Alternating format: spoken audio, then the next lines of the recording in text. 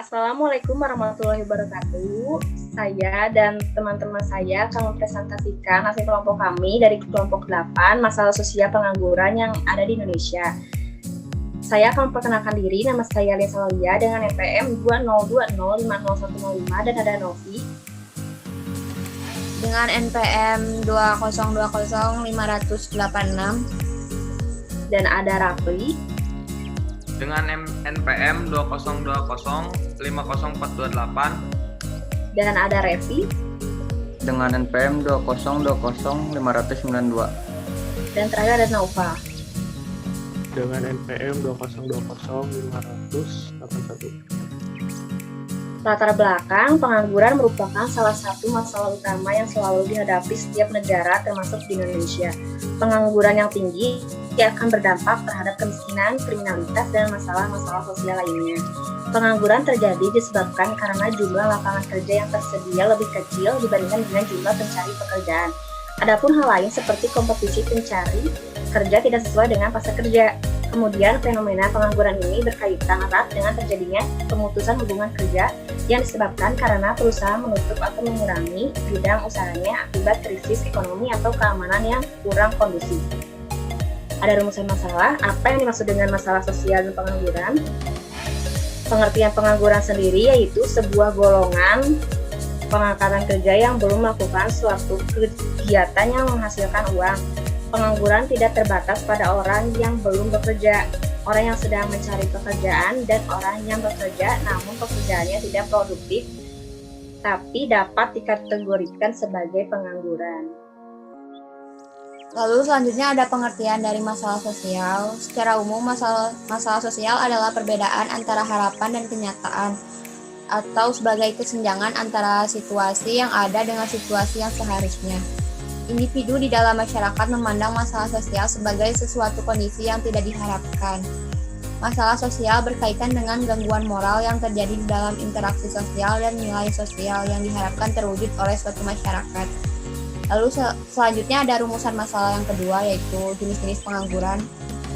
Di sini jenis pengangguran dibedakan menjadi dua golongan. Yang pertama ada jenis pengangguran berdasarkan sebab terjadinya, dan yang kedua berdasarkan lamanya waktu kerja.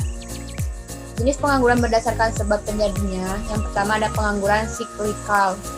Pengangguran ini terjadi karena maju mundurnya ekonomi suatu negara. Ketika perekonomian mengalami kemunduran, daya beli masyarakat pun akan menurun. Akibatnya, perusahaan akan mengurangi produksi dan perusahaan banyak memberhentikan karyawannya. Yang kedua ada pengangguran struktural. Pengangguran struktural adalah jenis pengangguran yang disebabkan perubahan struktur perekonomian. Contohnya seperti peralihan perekonomian dari sektor perkebunan ke sektor industri. Masyarakat yang ingin bekerja di sektor industri sulit bekerja karena mereka terbiasa bekerja di sektor perkebunan sehingga harus menyesuaikan diri bila ingin bekerja di sektor industri.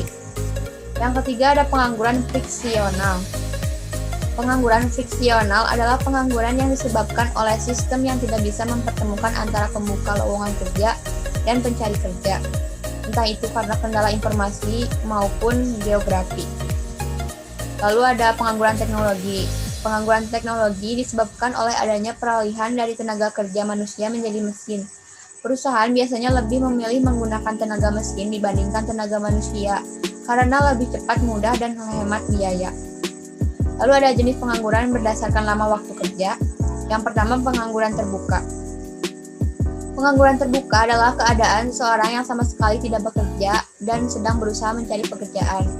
Pengangguran terbuka disebabkan oleh lapangan kerja yang tidak tersedia atau tidak adanya kecocokan antara lowongan kerja dan latar belakang pendidikan.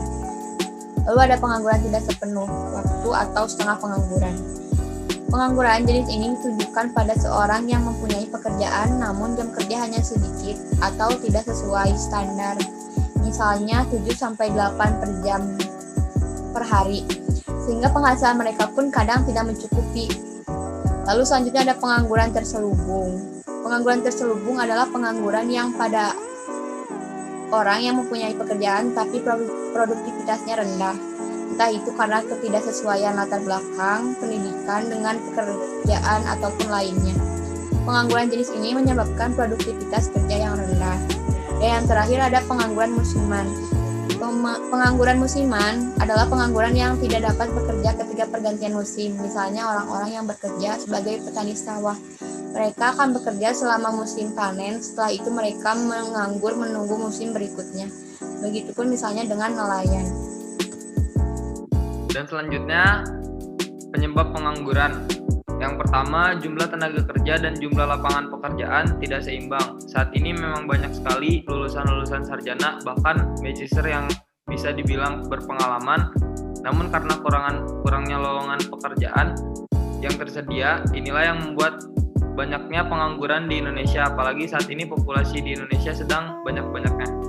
Yang kedua, kemajuan teknologi. Saat ini sudah banyak pabrik yang hanya membutuhkan sedikit pekerjaan karena kebanyakan posisinya sudah diambil oleh robot. Selain biaya lebih murah, menggunakan robot juga membuat pekerjaan lebih cepat. Yang ketiga, keterampilan dan pengalaman pemohon tidak sesuai kriteria. Setiap perusahaan sudah tentu memiliki kriteria dalam menerima karyawan.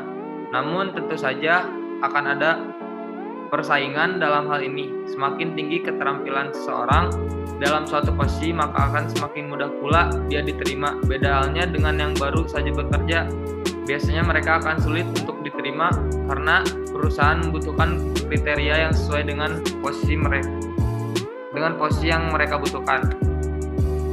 Yang keempat, kurangnya pendidikan. Semakin tinggi gelar dan derajat seseorang, maka akan semakin mudah dia mendapatkan pekerjaan. Sehingga ada seorang yang tingkat pendidikannya rendah, biasanya dia akan jadi buruh kasar saja, apalagi jika seorang itu tidak memiliki jiwa usaha. Yang kelima, kemiskinan. Orang yang tumbuh di lingkungan dan keluarga miskin biasanya juga akan tumbuh menjadi orang yang kekurangan pula. Hal ini dikarenakan kebanyakan rakyat bawah Indonesia tidak bisa mengenyam pendidikan yang baik, sehingga banyak dari mereka yang menganggur. Keenam, PHK. Biasanya perusahaan melakukan PHK untuk menstabilkan sistem kerja. Perusahaan hubungan kerja bisa dibilang suatu hal yang paling ditakuti karyawan swasta, karena jika kontak kerja habis atau adanya pengangguran karyawan, yaitu PHK, karyawan swasta yang asalnya bekerja di perusahaan tersebut akan kebingungan mencari pekerjaan di tempat lain. Yang ketujuh, tempat tinggal jauh. Sebuah kota yang kurang atau tidak berkembang biasanya merupakan sarang bagi pengangguran. Banyak alasan kenapa mereka menganggur, mulai dari tempat tinggal yang jauh dari domisili karena kurang mampu sehingga tidak bisa mencoba peruntungan dan lain sebagainya. Yang kedelapan, persaingan pasar global. Saat ini di Indonesia sudah ada banyak perusahaan asing yang didirikan, namun mereka lebih memilih menggunakan tenaga kerja dari negara lain dibandingkan tenaga kerja dari Indonesia. Alasannya karena keterampilan juga kemampuan tenaga kerja lokal masih tidak sesuai persyaratan mereka. 9. Kesulitan mencari lowongan kerja. Ada banyak perusahaan yang tidak mengumumkan posisi yang dibutuhkan dengan baik, sehingga banyak orang yang memiliki potensial besar ketinggalan dan kehilangan informasi. Banyak perusahaan-perusahaan yang hanya mengumumkannya dengan hanya menempelkan kertas di gedungnya. Selain itu juga biasanya pencari kerja sering malas untuk mencari informasi lowongan pekerjaan. Yang ke-10, harapan untuk calon pekerja terlalu tinggi. Tentu saja setiap perusahaan menginginkan tenaga kerja yang terampil dan berpengalaman. Namun biasanya ketika seleksi yang ketat tidak ada yang sesuai, banyak dari mereka yang sama sekali tidak menerima tenaga kerja. Selanjutnya, tingkat pengangguran di Indonesia. Sejak 1997 sampai 2003, angka pengangguran terbuka di Indonesia terus menaik dari 4 juta menjadi 11 juta. Didominasi oleh penganggur usia muda. Selain usia muda, pengangguran juga banyak mencakup berpendidikan rendah, tinggi di Pulau Jawa dan berlokasi di daerah perkotaan. Intensitas permasalahan juga lebih banyak terjadi pada penganggur wanita dan penganggur terdidik. Pengangguran dan setengah pengangguran merupakan permasalahan di muara yang tidak bisa diselesaikan pada titik itu saja, tapi juga harus ditangani dari hulu sektor di hulu yang banyak berdampak pada pengangguran dan setengah pengangguran adalah sektor kependudukan, pendidikan, dan ekonomi. Ada 3 asumsi yang menjadi harapan untuk menurunkan pengangguran dan setengah pengangguran. Pertama, pertumbuhan tenaga kerja rata-rata per tahun dapat ditekan dari 2% dari periode 2000 sampai 2005 menjadi 1,7%. Pada periode 2005 sampai 2009, demikian juga pertumbuhan angkatan kerja dapat ditekan menjadi 1,9%. Pada periode 2005 sampai 2009 dari periode sebelumnya yang mencapai 2,4%, kedua dapat ditingkatkannya pertumbuhan ekonomi menjadi 6%. Pada periode 2005 sampai dengan 2009 dari periode sebelumnya yang hanya mencapai 4,1%. Ketiga, transformasi sektor informal ke sektor formal dapat dipercepat baik di daerah perkotaan maupun pedesaan, terutama di sektor pertanian, perdagangan, jasa, dan industri. Dampak dan solusi dari pengangguran. Pengangguran mempunyai dampak yang berimbas pada perekonomian atau kehidupan masyarakat. Berikut ini adalah dampak dari adanya pengangguran. Dampak bagi perekonomian negara. 1. Penurunan pendapat rata-rata penduduk per kapita. 2. Penurunan penerima pemerintah dari sektor pajak. 3. Meningkatnya biaya sosial yang harus dikeluarkan pemerintah. 4. Menambah hutang negara. Dampak bagi masyarakat. 1. Menghilangkan keterampilan seseorang karena kemampuan yang tidak digunakan.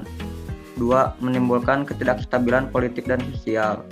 3. Pengangguran adalah beban psikis dan psikologis bagi penganggur ataupun keluarga. 4. Dapat memicu terjadinya aksi kriminalitas atau kejahatan. Solusi mengatasi pengangguran. Untuk itu perlu diupayakan cara mengatasi pengangguran. Antara lain sebagai berikut. 1. Meningkatkan mutu pendidikan. 2. Meningkatkan latihan kerja untuk memenuhi kebutuhan keterampilan sesuai tuntutan industri modern. 3. Meningkatkan dan mendorong kewirausahaan. 4. Mendorong terbukanya kesempatan usaha-usaha informasi. 5. Meningkatkan pembangunan dan sistem padat karya. 7. Membuka kesempatan kerja ke luar negeri. Kesimpulannya, pengangguran tunakarya adalah istilah untuk orang yang tidak bekerja sama sekali, sedang mencari kerja, atau seseorang yang sedang berusaha mendapatkan pekerjaan yang layak. Pengangguran juga karena jumlah lapangan pekerjaan yang tersedia tidak sesuai dengan jumlah pencari kerja. Untuk mengurangi tingkat pengangguran, harus ada peran pemerintah. Peran pemerintah harus bisa mengeluarkan kebijakan yang bisa terciptanya lapangan pekerjaan, serta menjalankan kebijakan yang konsisten tersebut dengan sungguh-sungguh. Masing-masing untuk mengembangkan kompetensi kerja guna meningkatkan kemampuan produktivitas dan kesejahteraan. Selain dari pemerintah, masyarakat juga harus ikut berpartisipasi dalam upaya pengangguran jumlah pengangguran yang terjadi di Indonesia. Mungkin cukup sekian tentang masalah sosial pengangguran yang di Indonesia.